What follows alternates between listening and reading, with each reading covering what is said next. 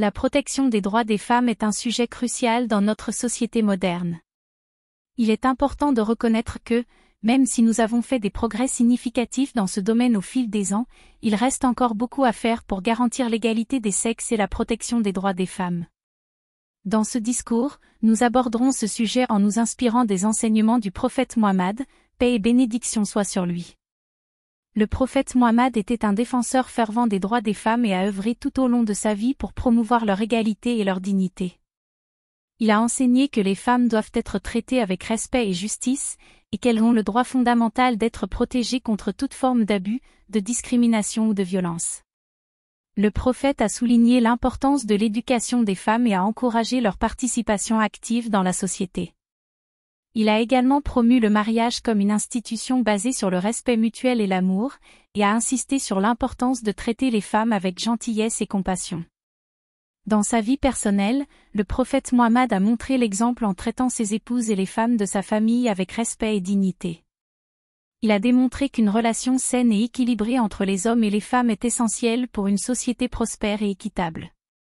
Aujourd'hui, il est de notre devoir de continuer à suivre les enseignements du prophète Mohammed en protégeant les droits des femmes et en luttant contre toute forme d'injustice ou de discrimination à leur encontre.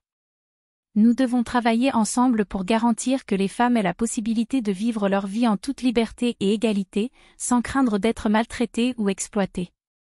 Il est important de souligner que la protection des droits des femmes ne concerne pas seulement les femmes elles-mêmes, mais aussi la société dans son ensemble.